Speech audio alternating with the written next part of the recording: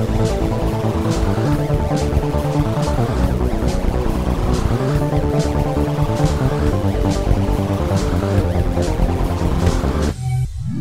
welcome to Apollo City Comics. I am Brandon. And I am David. And today we're talking about Tom King and Mitch Gerads.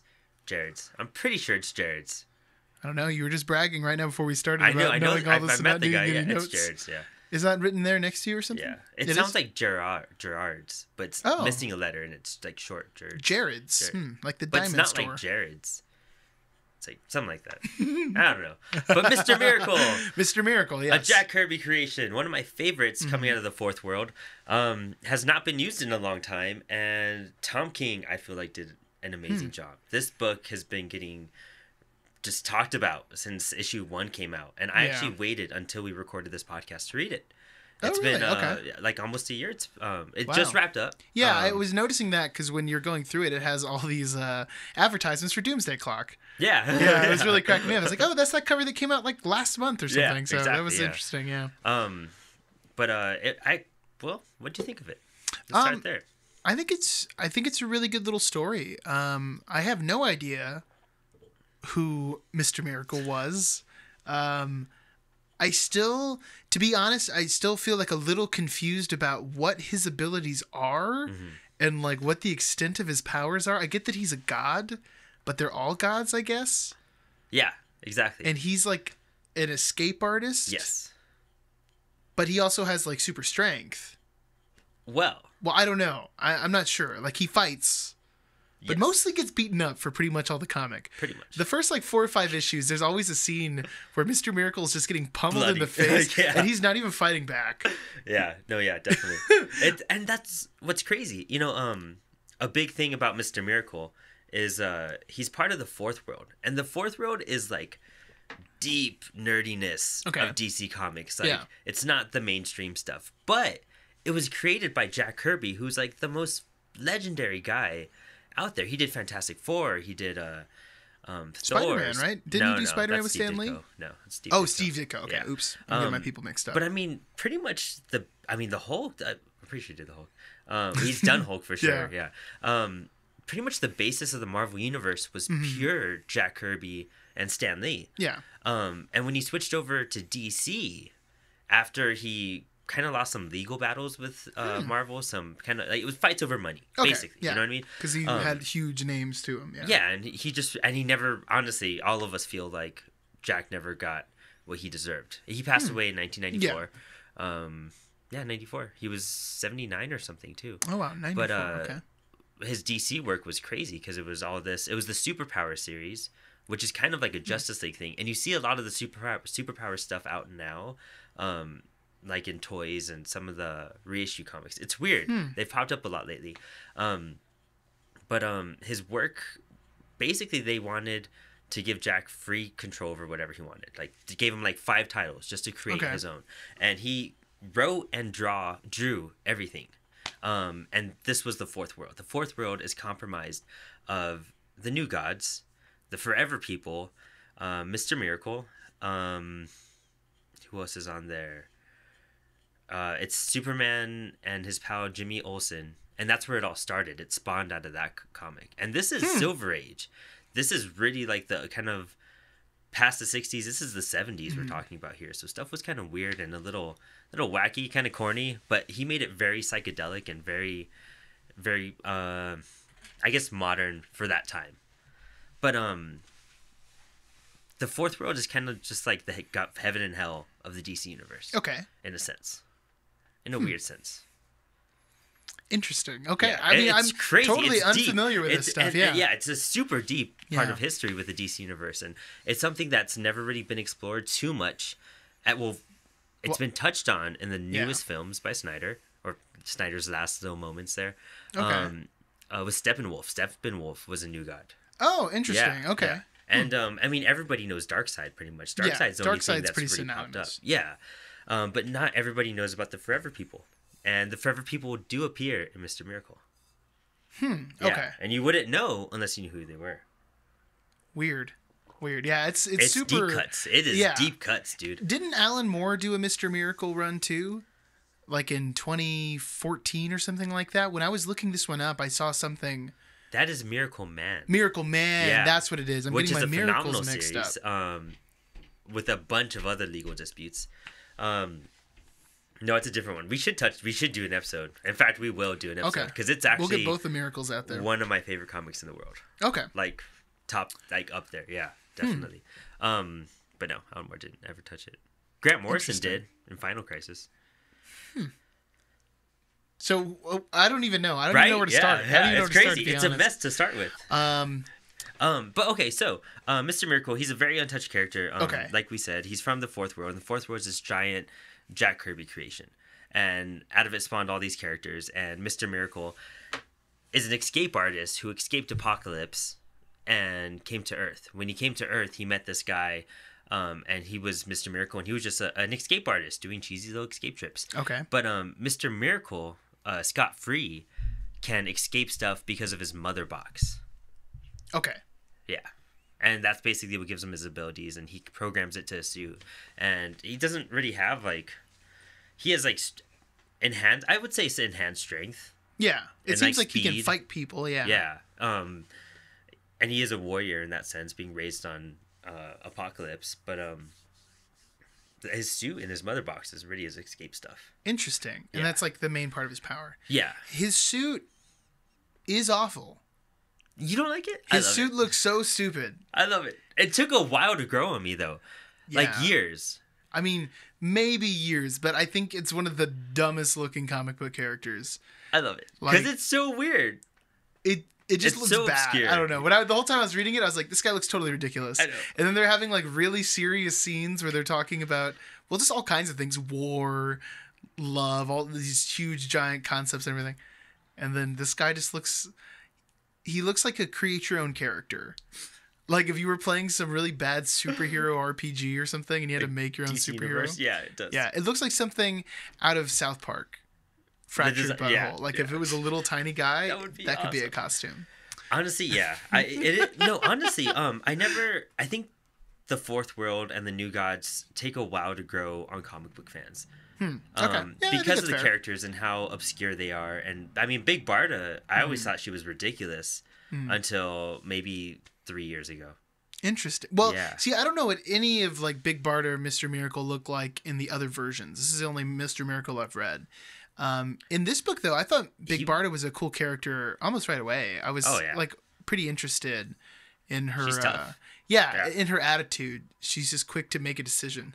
Whereas Mr. Miracle is a little pathetic, not night owl pathetic, but like he But is like a like notch above. kind that. of sad and like kind of mopey. But also I think a really interesting character, and their relationship's a big part of the book, really. Oh, yeah. It's not really like an action book. Like, yes, they fight its Darkseid moments? and they, you know what I mean? Yeah, but it's all in like 3 panels. yeah, you know what it's, I mean? it's really quick stuff. The focus is on the characters and specifically Miracle and Barda, I think. Yeah. And experiencing life, and it's I'm trying to think. It's kind of all over the place when it comes to DC continuity too.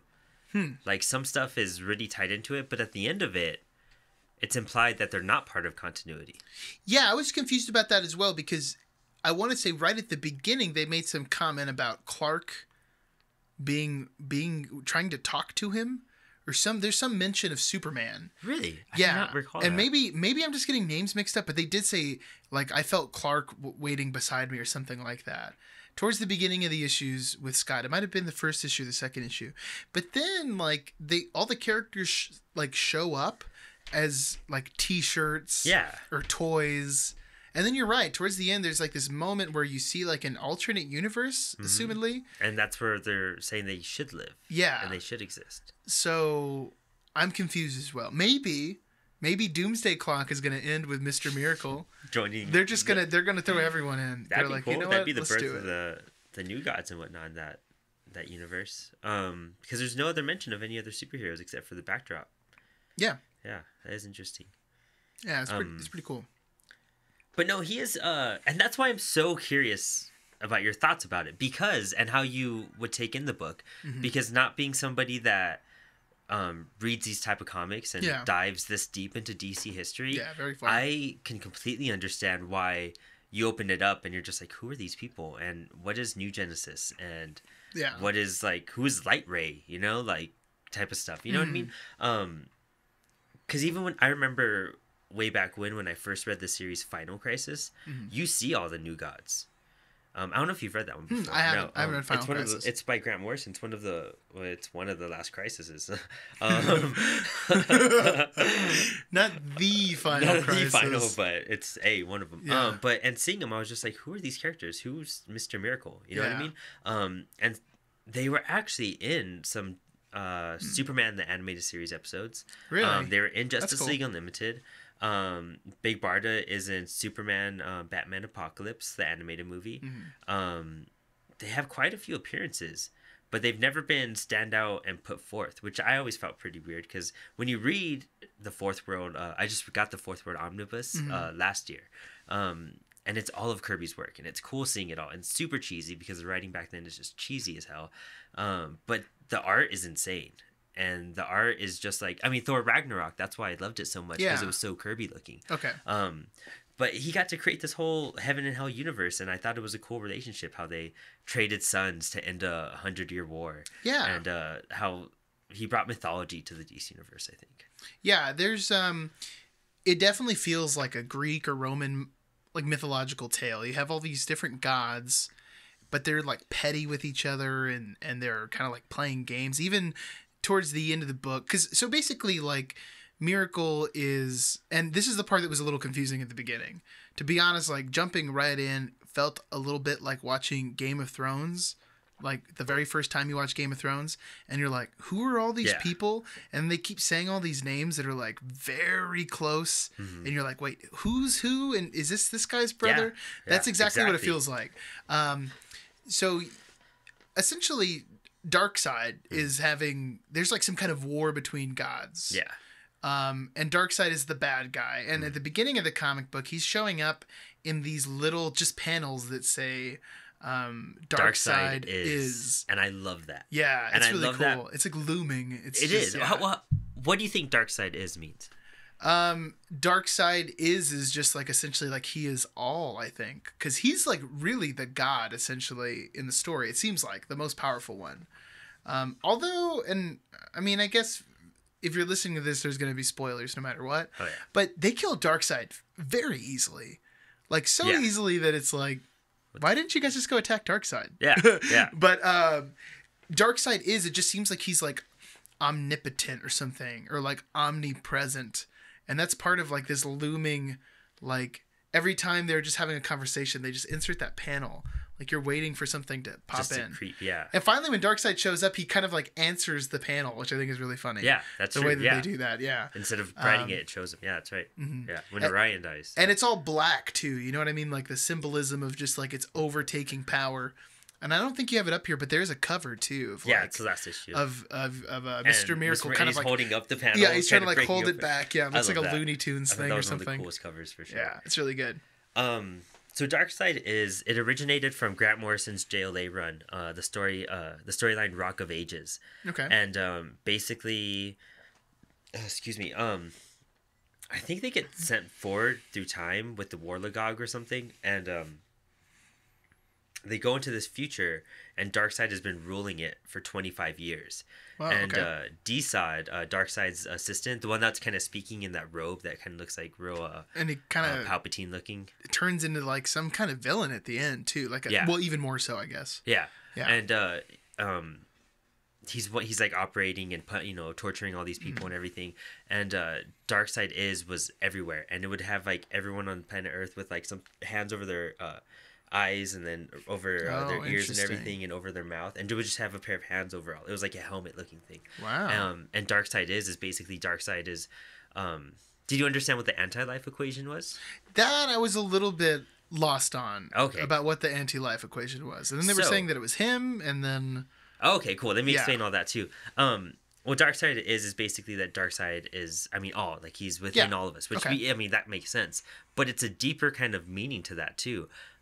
He's fear. He's but what exactly with the anti-life equation? It's fear, it's doubts, it's a loss of hope, it's kind of mind control in that sense, and you're kind of living out this miserable existence. And when I saw this interview with Tom King, and he was saying his interpretation of dark side is if you ever done something where you have a decision to make and you know what the right decision is, but you still don't make that decision, that's dark side is. If something's happening and something just goes completely wrong, that's dark side is. If you're doubting yourself or you're doubting something, that's dark side is. Everything that's negative basically is dark side is. And Okay. a bad day, a bad moment, doing something that you shouldn't have been doing, or that you should have done something else, like that's all dark side is. And I love that, because you see those moments inside of the book where it's the darkest, worst moments, and nothing's making sense anymore to Mr. Miracle. And it relates a lot to look at how our government is. You turn on the news and it's like, how can this happen? How can this be like being said right now? And that's dark side is. 5 hurricanes hitting the US in a matter of a month, that's dark side is. Those, how everything's just warped and just totally blank up, you know what I mean? Like it's just crazy. Yeah. And I think the way it's spawned into the book and how it mixes with our reality is pretty cool. Yeah, I think so too. I think that makes for a very interesting little device. It makes you kind of really anticipate what's going on. And it fades away once they start getting happier and the kid's born, and stuff is kind of going smooth for a while. Yeah, but like the first issue, I think, is the most dark side is. Yeah, it's very heavy. Out of all of it. Yeah.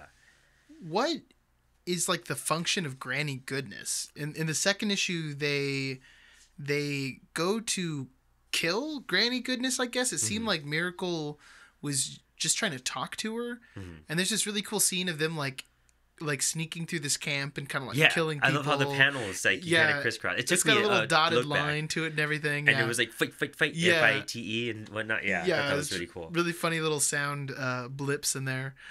What's that word? I can't think of the word right now. There's a word for words that are sounds, like pow, bam. Oh, is it? It's a Batman villain too, in Kevin Smith's run. Really? Yeah, it's named that. How funny. It starts with an O. Is it onomatopoeia? That's what I was thinking. Is it onomatopoeia? Is it onomatopoeia? Oh no, we're exposing our lack of English knowledge. We'll find out and we'll inform you next episode. We'll do a cut and we'll edit this episode. Exactly. And then we're going to, Anyway, sorry to derail everything. So they're looking for Granny Goodness. Yeah, Granny Goodness. She raised them, it sounds like. So Granny Goodness is basically the person that Darkseid leaves in charge to train and create his armies. Okay. She's in charge of the female Furies, and those are, you saw them in the book. Yeah. And she's in charge of raising all the soldiers and everything. And so she's the one that took care of, Darkseid's children, like Calabac and Scott Free and everything. Yeah. And all she does is, she raises them, but she tortures them, but she's the one that's like kind of the I love you and I'm gonna smack you as I say I love you. You know what I mean? Like to kind of bring that punishment and fear into love, and that's basically her function. Yeah. Okay. So why they kill her? Because they think that she's involved in this scheme, but she's really not? So they kill her. And that part's confusing. Because she's part of Darkseid's army, and they're trying to just eliminate Darkseid's army. Okay. They have trouble killing her because they have mixed emotions, because being brought up in that environment, it's like having a parent that, beat you sometimes, and you're still come back and say I love you because they're your mom or dad, you know what I mean? And that's those conflict of emotions. Okay. And I think Barda was raised in the pits and witnessed more hate as a child than love, and that's why she wasn't hesitant to kill her. No, she didn't seem hesitant at all. About anything, At anything, yeah. And Scott was more of the kind of lost soul that was just like, I'll listen to you. And I thought that was tripped out, that they kind of, I guess they were talking as in peace negotiations. They were talking, and then she mentioned something about Orion not being Darkseid's son, but that Scott is Darkseid's son. Yeah. And then, like right in the middle of that conversation, Barda just... Oh, talking about the headshots prophecy, him, essentially. that the son of Darkseid will kill Darkseid. That's what it is, yeah. And essentially, like, who's really the son of Darkseid? The one that he gave birth to, or the one that he raised? Now, okay. Now I'm understanding this a little bit better. Of course, the weird thing is, though, is that Scott doesn't kill Darkseid. Doesn't Barda kill Darkseid? No. No, Scott does, with the dagger. With the dagger that was made from Orion. That's right. So really, it's both. Yeah. So who's to say at that point? Yeah. Which is a thing to really get into. If you want to start thinking about, like, the theme of Miracle, I think it's familial relationships. It's about, like, the dynamics of the family. Yeah. Definitely. And especially, like, the father-son relationship. Because you see Scott, so they're kind of going through the story, and they're making these moves, right? And there's this one where they're sneaking in because Scott has been sentenced to death, essentially. But he's so powerful that they can't just, like, kill him. They want him to, because he's a god, they need him to, like, report, and they need to, like, do this execution. But Barda and Scott aren't going to just, like, sit around. So they sneak in to kind of, like, kill the guy who's going to kill them, right? Or they... Oh, yeah, they basically go back to try to talk to Orion and stop it all. Yeah. And I mean, the guys come in. Funky Flashman. I thought, what did you think of that character before I get into that? Okay, so is Funky Flashman Stan Lee? Yeah. Okay. Yeah. I thought that was great. I thought it was hilarious because he's saying gosh. Excelsior the whole time. Yeah. That he even drops had that like spunk and everything, that excitement. And he looks like he's from the 70s too. Yeah, which is hilarious. exactly. Yeah, I thought that was great. And then he drops with great power comes great responsibility, and I was like, what is going on right now? This is the craziest book ever. And just even the way he talked about the whole Batman thing and everything, I thought that was great. It was Stan Lee talk, 100%. Yeah. Like, it was, and when Stan Lee passed away, it was one of those things that they were like, dude, we just honored you so much in Mr. Miracle, like, at that same time, you know what I mean? And it came out all before his death, so I thought that was awesome. Yeah, that is cool. Super awesome. Batman kills babies. I love that. But yeah, so they have this great issue where they're sneaking in to this base, and they're like crawling through this vent shaft. Issue. And it's shown from this really cool perspective, like it's a side-scrolling video game or something. Yeah. So you're seeing all these little shots. There's this really cool panel of like the room collapsing, and the panels just getting smaller and smaller and smaller. Or when they're doing the tunnel, and it's just like the top of the panels. It's still the 9-panel grid for sure. It's just like the little tunnels. It's great. That issue's really good. And the whole time they're just having this conversation about like redoing their condo. Yeah, redoing their condo, and at first it just seems totally frivolous, but it ends with Barda saying, that she's pregnant while they're fighting. And then, so that's, what is that? Issue 6? It could be 6. It is. It is 6. It is issue 6. It's my favorite issue for sure. It's really good. And then the story kind of like flips because the next issue, she's giving birth to the child. It's a 9-month gap. Yeah. It's such a big... It's 2 separate little tales, I guess. Yeah, kind of their relationship building up, and then them after the kid and everything. Exactly, and in the second half, it's about Scott kind of being like the father that he couldn't have, essentially, and it. I didn't think of it that way. That's cool. You're right. You're totally right. You're 100% right. Kind of what it is, right? Yeah. So then, I mean, Scott gets the chance to kind of make the same mistake.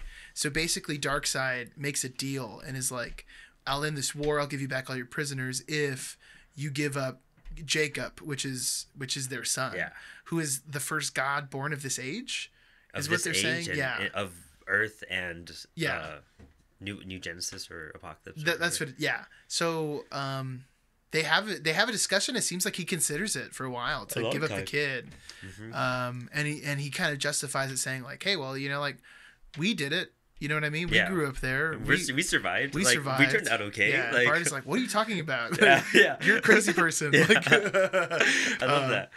Dude, their relationship was awesome. I had such a blast reading it, and it's funny how much it related to me and my girlfriend. 100%, the way we talk about stuff and rationalize. And the shower scene, I thought the shower scene was one of my favorite things in the world. That was really funny. Nailed it. Just totally nailed it. And you could tell that's Tom King and his wife 100%, yeah, I could see that. Okay. And I think, and meeting Tom King, he's such a goofy dude, and he's so friendly, and he's so cool, and he's just, I could see his personality totally transparent through that book. And meeting him just elevated that story so much more for me, I think, too. That's cool. It does seem very personal. The characters seem really real. Very, yeah. I think it's different from a lot of what modern comics have right now. It's very, Yeah. it's kind of like you know how Dark Knight was a modern take on that age of the hero. So was Watchmen, but I think Mr. Yeah. Miracle is so much of a modern take of mother boxes are cell phones. You know, Yeah. they're looking up the song that they are the sounds of the damned. Yeah. And that they pulled from 10 years ago, and the way they speak to it and look for things like it's like calling, Siri or something. Yeah. yeah, calling a boom tube and it'll be there in 0.4 seconds, just like Uber and everything. I thought that was brilliant. There's a really funny. This is something just about the paneling, I guess. Most of the book is told through the 9-panel All of grid. Well, there's like one that breaks, isn't there? Is there? I'm gonna say there's one. I don't know. If I can find it, I'll put a picture of it while I edit this video. Yeah, please do. I believe it's all of it, but please do. Like, I have to look through it. But yeah, which I thought was really funny after we just finished reading Watchmen, that we like get into another book we should with just the call same the podcast panel. 9-panel grids. 9-panel grids. 9-panel grid books. Let's just do it. That's it. That's it. That's it. No exceptions. 2 more episodes. 2 more episodes. And we're out of books. There's one issue of Walking Dead. We can talk about this page. So there'll be 9-panel pages after that. 9-panel pages. That's a really good podcast name. Is it too late? Is it too late?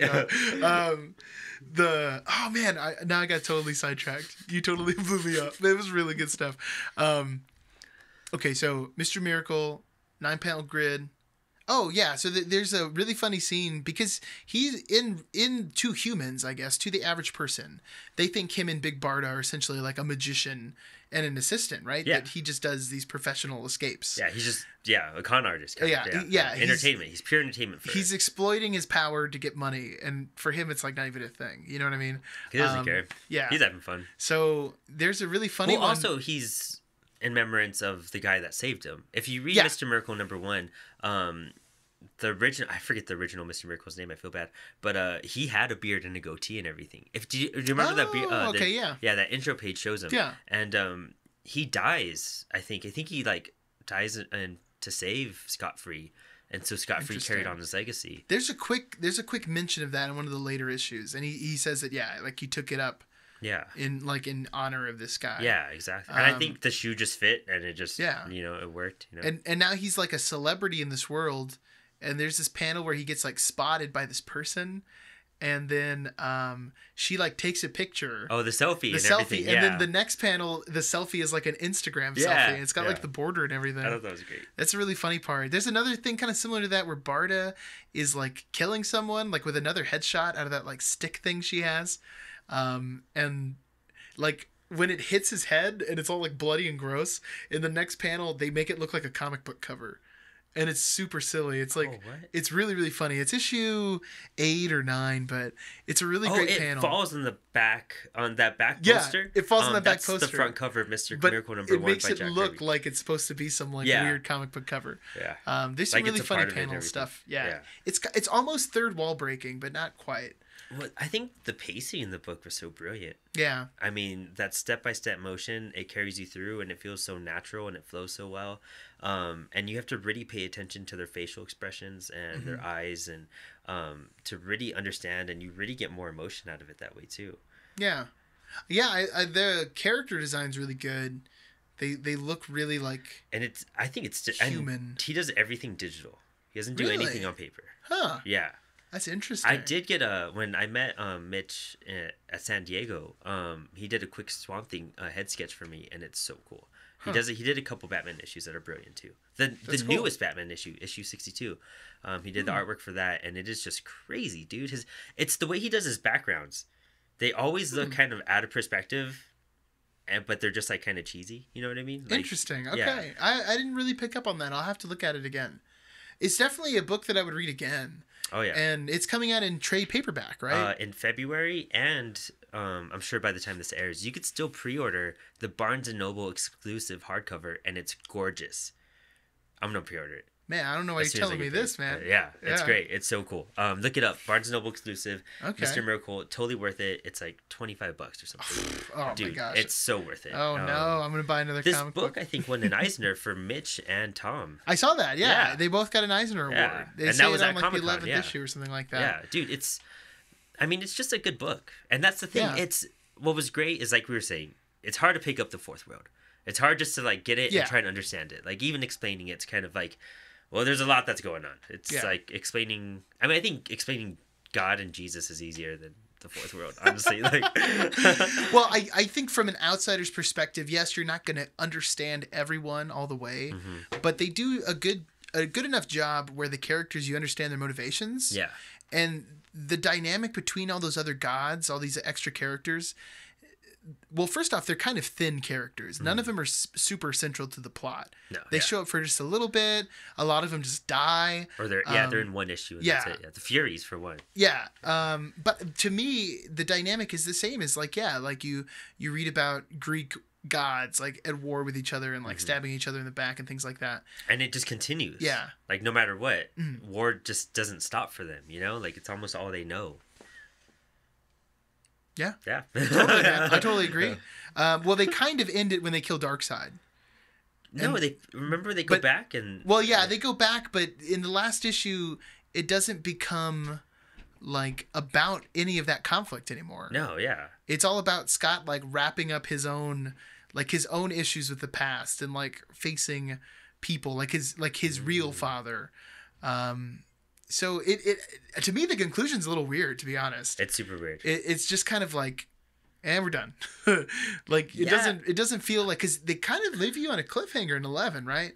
It makes it seem like this guy. It pretty much almost ends. Yeah. In 11. Yeah, you know it's really weird. And then 12, I was really curious after once picking up 12. I was like, what are they gonna do now? Like, what's left to be said? But it's really like the epilogue. It's an epilogue, yeah. And it's an emotional wrap up, I guess, more than anything else. Yeah. So I think that's a little interesting. Yeah, dude, I would really recommend it. I think it's a great read. I think that if you're looking for like a comic book with great action, I don't think it's the one. No, yeah, definitely not. If you're looking for characters and drama and probably some really adorable love stuff, then yeah, for sure. And it's, I don't know. I think it's so cool that they brought back a character that really hasn't been used in years. Yeah. I think Mr. Miracle had a series in like the 80s that nobody really knew about. Because Jack Kirby, the way he left Mr. Miracle, every issue of the Fourth World was like, or every series of the Fourth World was like 12 issues long. Mr. Miracle went on for like 17. But he switched Mr. Miracle because Mr. Miracle went back to New Genesis. Okay. And Shiloh Norman, this black kid, basically took over for him. And Shiloh's been the Mr. Miracle for a couple of the like most recent issues that he's appeared in. Like he appeared in Seven Soldiers of Victory by Grant Morrison, Final Crisis by Grant Morrison, and then there was a one shot I think last year for Jack Kirby's 100th birthday, and it had the Black Racer and Mr. Miracle in it, and it was still Shiloh Norman. Wow. So bringing Scott Free back, who's only been the first, I want to say, like 15 issues of the original Mr. Miracle, and then those Justice League Unlimited episodes, and pretty much this. Yeah, that's really not a lot. It's really not a lot, yeah. That's interesting. Yeah, and like in such a fresh way that, I mean, dude, you picked it up and you had a blast. Yeah, it was great. Yeah. It was a really good read. I would definitely recommend it. And I think you don't really need to know much, to be honest, to get the grasp. And I think they thought that when they wrote it. Yeah. I'm sure they assumed that, not everyone's going to know who Mr. Miracle is. But it doesn't seem like it stopped it from being I do feel successful. Like that intro part in the director's cut, it should be at the beginning of every trade paperback. And I'm sure it will be. Like, I'm sure that, like, when that Barnes & Noble version comes out, that will be at the beginning. Yeah. That is something just to clarify. If you are going to check out Mr. Miracle and you have the option between reading issue 1 or the director's cut issue 1, it makes more sense to do the director's cut. And it's... You just miss out on the coloring of the artwork, and that's right. It. But, I mean, go back and reread the original. Like, just read the first, 5 pages? Yeah, read the first 5 pages. And it gives you the entire background of the New Gods. And it gives you a lot more familiarity compared to just jumping in and being like, who the hell is Big Barda? Yeah, that was a little confusing at first. And Big Barda is just such a cool character. I don't know. Yeah, she's great. She's really cool. She's got like this insecurity about her own image. Yeah, because she's too tall. Well, she's big. Yeah. But yeah, what a cool character. Like, just commanding. I would say those two are the reason to read the book. I mean, I think my only complaint is, Mr. Miracle's outfit's stupid, and that the other characters aren't that important, really. Like everything kind of feels a little more on the sideline. Maybe they could have fleshed him out a little bit more, but I get what they were trying to do. They were trying to tell a focused story about two people. Yeah. So the rest of And their that's experience not necessary. Yeah, great storytelling though, man. Good. Yeah, you really lived good through. choice. I mean, the childbirth, dude. Even the sex scene Yeah. was cool. the paneling. The on one that. of 3. I'm just joking. Yeah. No, there's a couple, right? Yeah, there's another one. Yeah. Well, there's 2 in the same issue, and it's presumably because they think that Scott's going to be gone. Yeah. Yeah. So they spend a whole day just kind of like doing things that they like to do. And I thought that was some beautiful stuff in there. Yeah. The Descartes talk and all that. I thought that was cool. Yeah. Great book. Yeah. And I hope to visit the Fourth World more often. They're actually February. There's coming out. I don't know how to say her name. She wrote Shade the Changing Girl and Shade the Changing Woman for the Young Animal imprint most recently. Okay. Cecil Castellui. I don't even know how to say her name. She's so sweet. She's I don't super even know awesome. if you're speaking English right now. Her name's Cecil. And Okay. then but she's writing the Female Furies book. Okay. And Mitch is doing the artwork for that too. Wow. Okay. Yeah, that comes out in February. I might check that out. Yeah, I definitely am really interested at this point about it. Check out that trade. It's a really short episode because we're just back. Do you have anything else to say about the book? Well, Any other questions? I'm okay on the book. I'm down to go to the pull list. I kind of wanted, because it is a shorter episode. I was wondering if you wanted to talk quickly about our impressions on this new Spider-Man movie stuff going on, because we just both saw Into the Spider-Verse, and then today, the day we're recording this, Spider-Man: Far From Home, the trailer dropped, the first real trailer. Yeah. I saw the Instagram 30-second one. I just saw the full one with you right now. Yeah. Spider-Verse is amazing. Spider-Verse is hands down the coolest Spider-Man movie ever. Yeah. Ever. Hands down. I would say the only thing for me, Spider-Man 2 is my favorite Spider-Man movie. I can see Like, that. I really like action. that one. Yeah. But if we group everything together. Yeah. I mean, even counting all the live action, it's still number 2 for me, for sure. Like, it's better than Spider-Man Homecoming, for sure. Oh, yeah. It's better than both the Andrew Garfield ones, for sure. Better than Spider-Man 3, 100%. 3, oh my gosh. 1 is a cool movie, but I think it's just so stylized, man. It's got so much character. Yeah.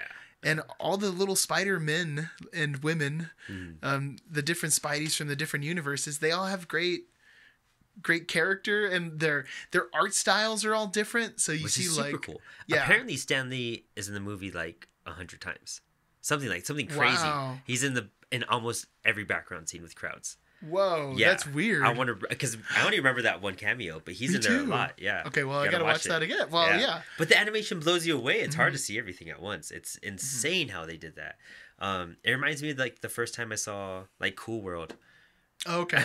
Yeah. And it's like animation in real life, and how they mix match animations like that. And it was just like the way they just jumbled it all together was perfect. It was like a comic, and it flowed like a comic too. I loved the real Peter Parker, like the Peter Parker that we all know. I love how just like disheveled and like pathetic he is, like in his older age. Yeah. He's just like a little fat and like a little lazy. MJ left him finally. She was tired of all of his nonsense and never being there.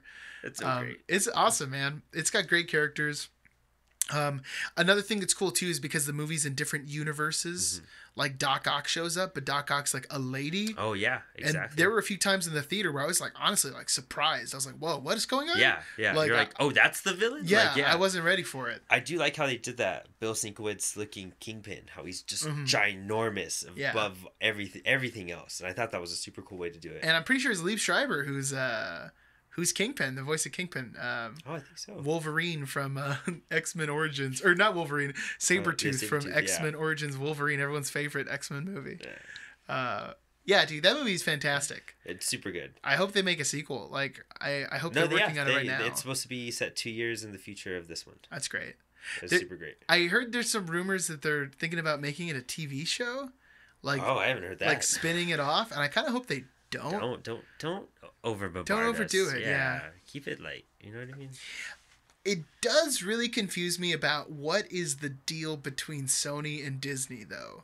Like, Sony can still use Spider-Man's likeness? Because I thought that was the reason why Spider-Man wasn't in Venom. Or is it because it's an animated movie that they can use Spider-Man?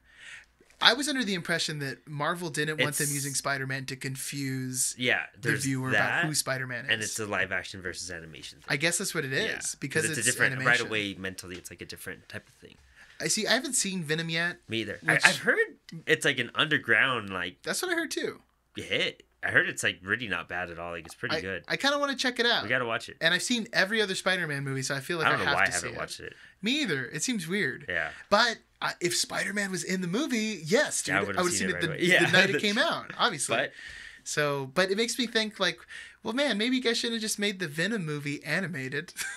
You know what I mean? That way they yeah. could be like together. If that's the only thing holding them back. well, they could have planned that. But it's not. Yeah. I don't know. We'll have It's a to. money thing. I'll have to watch Venom and give some Maybe impressions. we'll be and happy everything. he's not.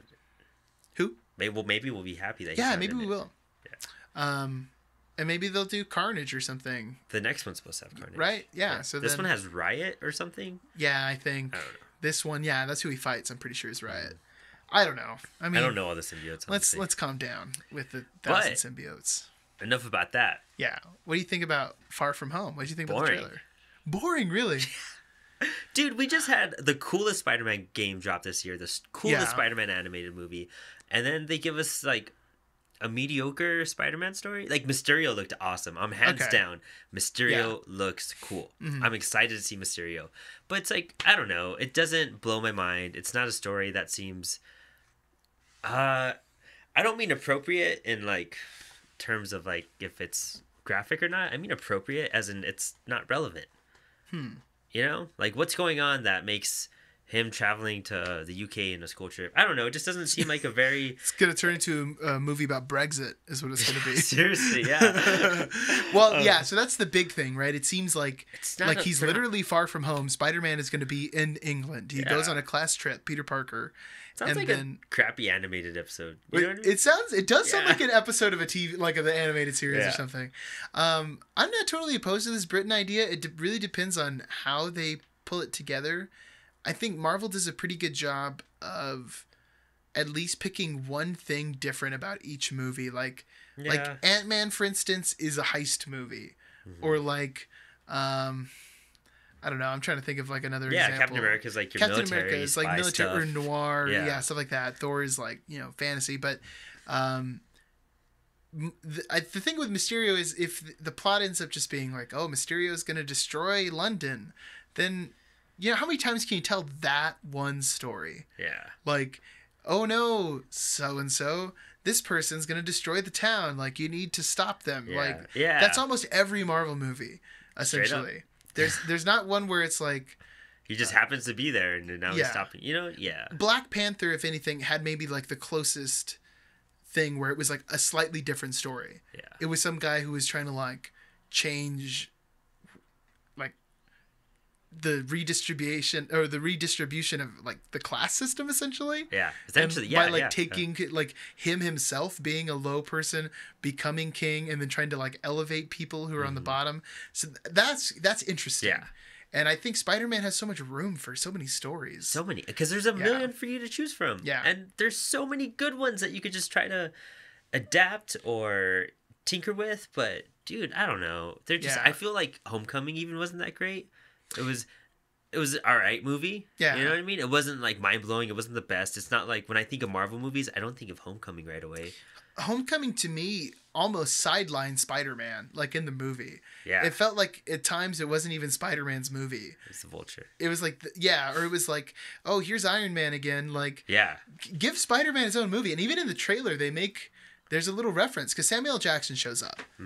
Spider-Man goes into his room as Peter with his friend. I don't remember his friend's name. I don't remember his friend's The name. dorky, funny guy from the I first met one. him. Oh, really? Real nice. He seems like a nice dude. Yeah. He gets an arrow in the neck as soon as he enters the room. And my first thought was, whoa, is this Kraven? Are we getting like Kraven the Hunter? But then it's just Fury. Samuel L. Jackson. Yeah. Yeah, it's Nick Fury. And he... See, why didn't they give us Craven? I That don't would have know. been See, cool. that would be an excellent Spider-Man movie. Yeah. Or that I've been waiting DLC a in the long game time. at least. Ooh, I haven't gotten to the DLC Well, stuff yet. But... again, spoilers and spoilers. Wait, for the game? Little bit. Oh, no, I don't want to know then. Nah, Get out of just, here. Nah, just like, No. all right. Stop it. God, you gotta play it already. Well, I'm sorry Red Dead came out. It messed things up. And now Resident Evil 2 comes out at the end of the month. It's going to mess even more things up. I know. But yeah, so Nick Fury even has a line in the trailer about, you're the only one. Like, there's no one else here. Like, it sounds like, hey, Spider-Man, finally, you get your own movie. Yeah. you were like, you were the guy in Civil War. And you helped out a little bit in Infinity War. Yeah, you were in Infinity War for a bit. It's post Infinity War. I'm assuming it is. Yeah, I'm pretty positive it is. And I saw a lot of people online today, because I didn't watch the trailer till right now, but I saw a couple articles. Mm-hmm. People are like, well, them releasing the Spider-Man trailer is showing that there's no consequence in Infinity War, and that they were never... It was like, dude, if you thought they were really dead, yeah, I don't know what to tell you. Yeah. They weren't going to kill off Tom Holland after 2 movies. They're not going to kill off half of the universe they spent 10 years making. And particularly... all of the new people. I don't know if you noticed that when they watched the movie. All the new ones. Ridiculous. So, but no, yeah, it's supposed to be... That's why people are speculating already that Tony Stark dies. Because he's not here. I mean, I wouldn't be surprised. I think Captain America's going to bite the bullet. Me too. But we'll see. We'll see. Find out in April. We have a lot planned in April. Yeah. We're going to go over the Marvel movies in April. Cheers to that, yeah. Yeah, cheers to that in advance. I don't think we have to watch them all. I think we just got to browse through them. Like, I'm not going to watch them all. Well, I recently, like, over the last year and a half, went from watching 2 of them to have seen, like, all of them, but 2, essentially. Like, I had seen Iron Man and Iron Man 2. Really? And, like, Guardians, I think. Wow. And then this last year and a half, I've just been like, you know what, let's see what this is all about. Let's catch up here. The Captain ones are my favorite. I've seen all of them pretty recently. And, yeah, the Captain America ones are nice. Those are good. Yeah, good. I just need to watch Iron Man 3 and skip that one. Everyone keeps telling me that. That's why I haven't watched it. And I need to watch Thor Ragnarok. I need to watch Thor 3, which everyone keeps telling me is good, except you. You tell me it's not. So I'll have to see. We'll have to find out. But I'm down. I'm down to talk about the Marvel movies. It'll be fun. I haven't seen Ant-Man and the Wasp yet. Oh, I'm sorry. 3 now. I haven't seen that one yet either. I heard that one's great. Well, Danny said he walked out of the theater. So I'm so confused. I just hear so many different things. I don't know. We'll find out. But overall, I mean, I think the trailer's alright. I'm not too hyped for it. Honestly, and Marvel and their movies, we were trying to rewatch Infinity War the other day, and I was, like, annoyed. Like, kind of bored annoyed. Like, I don't know if I didn't care for Infinity War. I'm on a different page than you on Infinity War. I don't know. We'll have to just agree to disagree. But the second time watching the movie, because I saw it in theaters, and we saw it the other night, I was like, I watched the rest of it after you guys left. Really? Yeah. I was like, you know what? I need to finish this. I mean, if it was in the background, I would have watched it. But maybe I'd like to watch the second half. But I mean, I just didn't do much for me. It's so weird. It's so weird. Yeah, you would think I'd be We'll have to do a big it. group convo when Avengers 2 comes out. Yeah, definitely. And then we'll all buy Avengers toys and just play with them for 30 minutes. We'll just be on the table. We should have our own Infinity War. Playing with Avengers toys. 2 of us disappear. Yeah. David and Beans. Or David R.A.P. Frankenbeans. Yeah. Pull list. Pull list. What have you read over the holidays? Give me your holiday reads. I talked about this before, about the Tank Girl reissues. I finally read them. Nice. And I now know a little bit more about Tank Girl. Is it cool? Tank Girl was from like a punk magazine. Yeah. And essentially they were like short stories released. Mm-hmm. The comic book is essentially Tank Girl doing whatever she wants, and she's got that kind of like punk rock attitude. Yeah. She's essentially like a mercenary, kind of like she takes jobs for hire. The stories are cool. They're short little stories, and if you buy the issue that's being released, they're fully colorized. Oh, cool. Were they black and white before? Yeah, they were black and white before. Nice. That's cool. And essentially, like each volume is maybe like 6 to 7 short stories. I was reading them in a car ride. I had a good time. Nice. I gotta say though, they feel like tiny little entries. Mm-hmm. Like, I guess before I'd only seen the movie. Okay, and the movie's, I haven't seen the movie. I mean, the movie's not like... I heard it's like a goofy 90s movie. It's super goofy 90s. Yeah. But it gives you the idea that there's like some bigger story, I guess. And when you read the comic, there's no bigger story. It's essentially like reading like a Sunday comic paper thing. Oh, okay. You know what I mean? All right, yeah. But instead of like, you know, a witty joke about a family, it's like Tank Girl blowing up some kangaroos or something. It's kind of Some of the kangaroos in that sense. Yeah, and it's a little predictable, but I think it's entertaining. Yeah, it's fun. It's like I've been checking out Judge Dredd stuff. Oh, okay. And it's just like that, in the back of heavy metal books and stuff like that. It's yeah, story, and 3 pages and whatnot. Yeah. And just like, if you're a heavy metal person, you'll probably dig Judge Dredd. Mm-hmm. If you're into punk rock, you'll probably dig Tank Girl. And if you're into Mad Max, you'll probably dig Tank Girl. That kind of aesthetic. I also read, finally, for the first time, 30 Days of Night. Oh, how was that? I haven't even seen the movie. I've owned it for years, dude. Well, I heard the comic it's really good, right? And it's really close to the movie. From what I heard. Thought the comic was terrible. Really? I'm gonna be honest. Maybe people are gonna like stop listening to the show and just be like, you know what? Those guys don't know what they're talking about. I'm sorry. I'm gonna say it loud and proud. The comic is bad. Who wrote it? I can't even tell you. I was reading it and I finished it and I was like, I'm angry. I'm angry at how bad this is. It is so weird to say that the movie is like 10 times better. Really? Yeah. And cool. The movie's great. The movie's really cool. I heard the movie's like one of the best like vampire kind of horror stories ever. Yeah, it's one of my favorites. There's some cheesy stuff that's like in Alaska or something. Yeah, right? it's in Alaska. Okay, they have 30 Days of Night because they're so north. That the sun is just doesn't work the same in the winter. So the vampires come in from Russia. In the comic book, there's this like big backstory that's like totally unnecessary, and then the characters are just nothing. They're totally flat. There's no definition of like what this character would do or how this character acts. They're just like, I am person, and I am a sheriff, and I'm gonna do this. And in the comic book, or in the movie, they have all these things where they're like taking risks. Mm-hmm. Like they're held up in a store and they know that the vampires can literally smell their blood and they're running out of supplies and they need to get somewhere else. So there's scenes of them like sneaking through the town. Yeah. In the comic book, they just hold up until he finally decides, you know what? I'm going to fight the vampires. He fights the vampires and that's the end of the book. Really? And it's just like so... Can you see how they adapted a movie that good from that book? It's basically like they got a good screenplay writer, I think, because the premise is the same. Yeah. It starts the same way. Mm-hmm. The vampire sends someone to... And here's a big difference, too. In the book, it's another vampire. Mm-hmm. Oh. It's just a vampire. In the movie, it's this like crazy guy that you assume is like maybe like a drug addict or something. And the vampires have been stringing him along because he wants eternal life. So the vampires are saying, okay, do this for us and then we'll let you. But the reason why the vampires need this guy is because they can't go out in the sunlight. Yeah. So they need him. It makes sense. Yeah. In the comic book, they just send a vampire.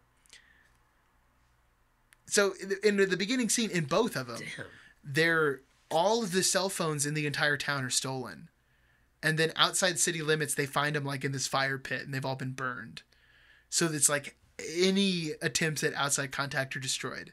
And the town's like, what? So that happens both the same. Then the vampires come out and start attacking and killing.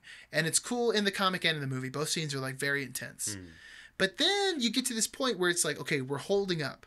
And that's where it changes. In the comic book, they just sit there for a while and they talk and then he decides to leave. In the movie, they're in a store and then they need to move to a house and then someone is like screaming because they're like going crazy. So then they have to decide what to do. And then a vampire shows up at the house, like one vampire, and they have to like deal with them. And then they decide to go over here and like have this huge plan about how they can like, get out of here. And there's a whole thing. Oh, wow. And in the comic book, it's just like, well, I guess one of us has to go fight the vampires now. And then he just goes out and fights them.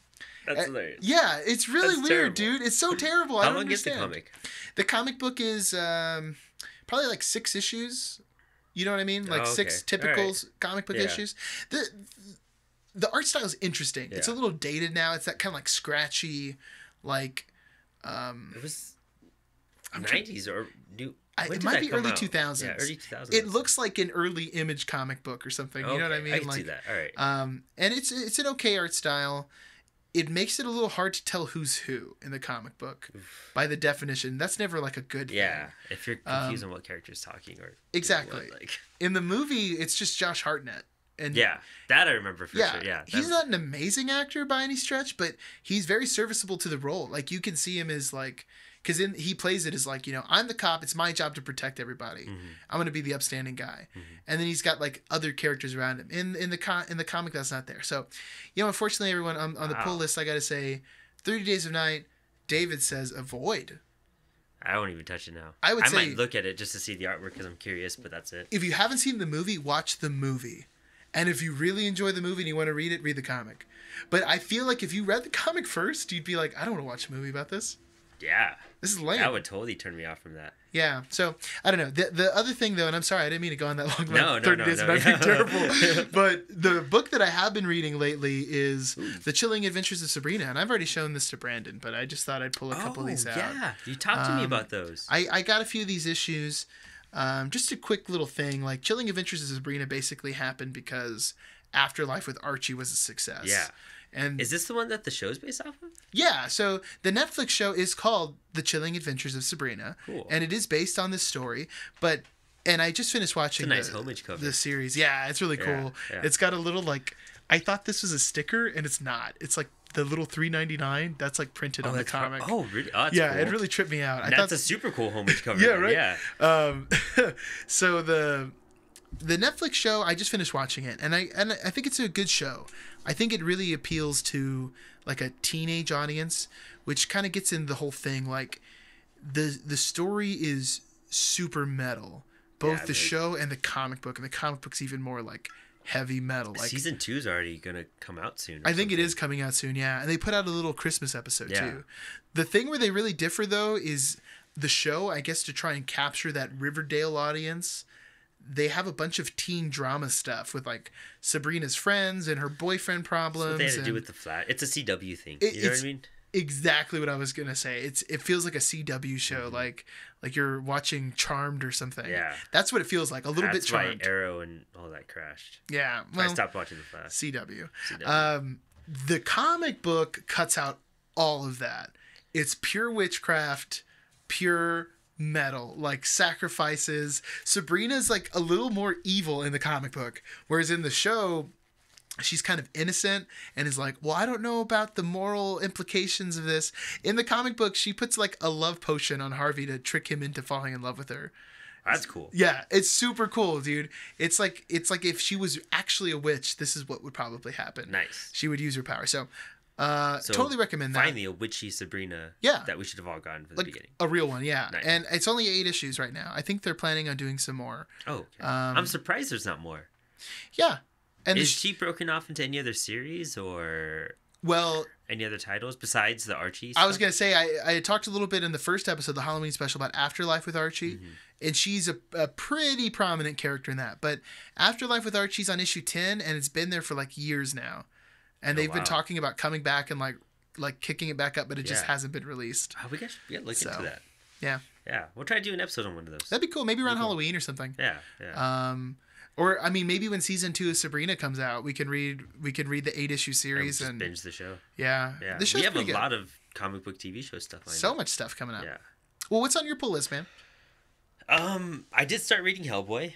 Starting with the first omnibus, and I really want to get at least through the third omnibus in time for the movie. Okay. Yeah, so I'm trying to dig through that. Is it a movie or is it a show? It's a movie, right? It's a movie, yeah. Okay. Yeah, okay. And over winter break, I got the Infinite Crisis omnibus. Wow. And this is the whole crisis thing with DC. That's what spans the history of DC, and that's what changes their world, and that's how they hit refresh all the time. Okay. Started in the 80s with Crisis on Infinite Earths by Marv Wolfman and George Perez. Yeah. That's when Supergirl dies, right? Yeah, and the Barry Allen Flash. Okay. And they disappear for like 25 years or something. Wow. Yeah. And then Infinite Crisis comes back because when Crisis on Infinite Earths ended, all the multiverse collided into one Earth. So there was one continuity, no parallel Earths, no Earth 3, no anything. Okay. So to do that, part of the things to stop everything from being destroyed is that Superboy Prime and Earth 2 Superman, along with Earth 2 Lois Lane, and Earth 3 Alexander Luthor, the son of Lex Luthor. It's like doing a math problem. Yeah, I know. Yeah. And he has like red hair and everything. Okay. they kind of pull back as the Earths are being collided, and they form a new kind of just not universe, but like kind of outside barrier. Like they're out of the dimension of our Earth, and they're kind of able to see it. And comics took such a big change at that point too. That's when stuff started getting darker. There was stuff like Identity Crisis that happened, where I want to say Elastic Man's wife killed like somebody else, and it was this big thing, and they had to erase Dr. Light's mind, and they had to erase Batman's mind from seeing that because he would have gotten pissed. There was stuff like Wonder Woman was seen snapping Maxwell Lord's head in half because he was taking over OMAC, which was monitoring all the superheroes because Batman built it because he couldn't trust them anymore. Wow. Superman dying and stuff like that. They just saw the darkness that was going inside of the world. Okay. And that was DC. It was just getting super dark, and stuff was just getting really bad for a while. So this Earth 2 Superman, and Earth 2 is like the 50s, like Justice Society, like kind of era Superman. And Superboy Prime is the only Superman character from that Earth, and they're living together at this like kind of it's crazy, and this outer dimensional kind of like station. And they're seeing how corrupted our world is, and they decide to come back and change it. And Superboy punches through the dimensional barrier, just shatters time, and it starts recreating the multiverse. And it's insane, dude. It's like over 1,000 pages long. It's huge. It's a huge, like maybe 2 or 3 inch book. I'm on the last 2 issues. Knocked it out like in less than a month. I just really got into the series. Wow. It was one of the first series I read when I was getting into comics. Okay. When I was first reading that, Green Lantern Rebirth, and Flash Rebirth. Because I was like, why is Green Lantern coming back? And who's this Barry Allen Flash that just came back, supposedly? Like, who have I been watching this whole time? Which is Wally West. Yeah. Wally West was in the Justice League cartoons, too. But it's just a crazy storyline, and it recreates the multiverse in the DC universe, basically. And that's how it spawns back up. Yeah. Yeah, it's a lot. It's a healthy chunk of reading right there. It is. It talks about, there's multiple storylines in it, too. There's Villains United, because this Earth 3 Lex Luthor projected himself as a hologram and brought all the our world's that one was resonant. Yeah, that was bass string right there. Yeah. He projected himself as a hologram, brought together all the selected villains from our Earth to bring them together and use them as like fuel to like recreate all this stuff. So that's cool. There's Spirit of Vengeance that talks about the Spectre being manipulated and trying to kill all the magic in the universe. There's the Ran Thanagar War, which the Thanagarians are like the Hawkman, Hawkgirl people. Okay. And then Ran is this character. Man, I always forget his name. And it was right on the tip of my tongue. Adam Strange. Kind of an obscure guy. He appears in like shows of like The Brave and the Bold and whatnot. He's a 50s, 60s character. He travels through Zeta beams, which randomly will transport him from Earth back to Ran. Okay. And he never knows when he's going to go back and whatnot. And it could be months or years before he sees his wife and all that. It's crazy. But those two worlds are being smashed together, and they think it's because of the Zeta beams. And so Thanagar comes and invades Ran, and they're like, no, it totally wasn't us. It's like some crazy gravitational pull. And it turns out that Superboy Prime was pushing the worlds together to cause this war, to cause a spark to like bring back Earth 2. Wow, okay. Yeah. Wow. He was counting on a lot of things to happen. Yeah. Dude, the omnibus is like 3 inches like in depth. Wow. And it's not till like the last like quarter inch do you get to Infinite Crisis. It's like pure build up, and then the story, and then like 3 special issues, and then it's done. Whoa. Yeah. It's a lot of download like information. There's like stuff about Checkmate. I didn't even know Checkmate existed till now. I didn't even know what Checkmate is. None of our viewers know what Checkmate is. I don't know. Definitely don't know. When the other guy's king can't make any more moves. Yeah, right? Yeah. It's crazy. It's really good, though. Okay. It's fun stuff. Gets real dark. Even if you just read Infinite Crisis, don't even read the lead-ups. Yeah. You don't have to. I never did till now, and I loved the series as a kid. Yeah. Super fun. It's all 7 issues, nonstop, jam-packed. All your favorite heroes. Great. An explosion of characters. and That's you'll cool. learn a lot. All right. I was reading Dune.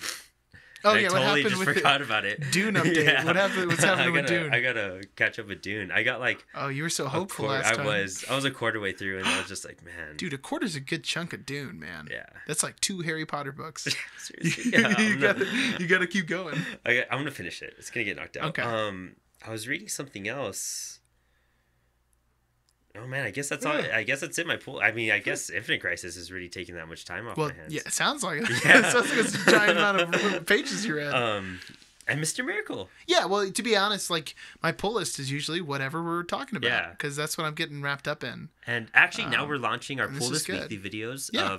of new comics to buy every week, and I'm doing the videos at All Star, and they'll be uploaded every single Wednesday. So whenever you, or That's maybe awesome. even Tuesday night, I'll see Yeah. how quick I can do that. Right on. But that way you know what comics to buy on Wednesday, and we'll try to do a highlight item of the week at All Star. That way, when you visit, you could try to, gamble and throw some money down. There you go. Give Brad some money so I get some credit. Get There us you go. sponsored, you guys. Make sure to use the code. No, I'm just Yeah. joking. And just be like, Apollo City, what? Yeah. I don't know that. You got to crap. name drop Apollo City if you're Every buying time. comics at All Stars. Yeah. But that's it. Yeah. Thanks for tuning in. Next week, if you want to start the reading list now, we're tackling on Grant Morrison's Doom Patrol along with The Umbrella Academy by Gerard Way. Oh, okay. Yeah. The TV shows are both launching February 15th. Doom Patrol and The Umbrella Academy on DC Universe and on Netflix. Umbrella Academy is so much fun. Okay. It's so much fun. All right. Doom Patrol is one of the coolest comics I've ever read in my life. Oh, wow. Okay. That's Yeah. high bar. Okay. High bar. It's Okay. It's what got me into like higher reading, like Borges and whatnot. All I have to say is that the only thing I know about Doom Patrol is that I watched the trailer for the new show. Which is a terrible one. It looks bad. I was watching it and Michelle was like, "Is this really a show?" Yeah. She was like, "Is this like a YouTube video?" Like she was confused about what honestly, it was. A Cyborg doesn't look too great. Oh, so it is Cyborg, It is though, Cyborg. right? Okay. Yeah. I was like, I'm pretty sure that dude's Cyborg. Brandon Fraser is Robot Man. Brendan Fraser? Yeah. Really? Yeah.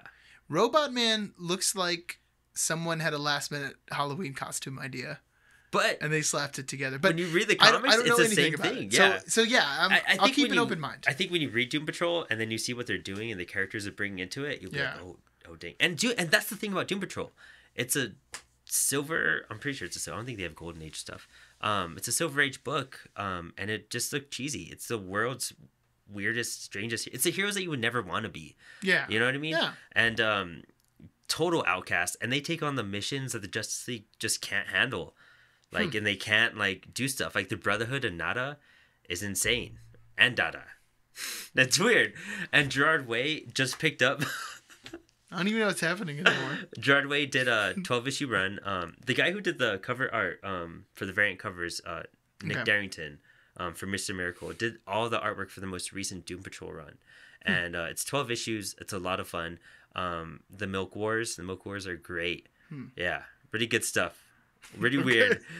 All right, I'm excited to get weird with it, man. Yeah, I'm down. definitely. I'm down for that. I think you're gonna love it more and more as you read it. Okay. Yeah, it might get you hooked. It got me hooked. All right. Yeah. I'll give it a shot. Obscure stuff, and I don't think a lot of our viewers know about the Umbrella Academy or any of this. So Well, they'll have plenty of chances for exposure soon. all in February. All in February. And that's it. Signing off Yeah, from Apollo City. I'm Brandon. I am David. Have a good one. Yeah.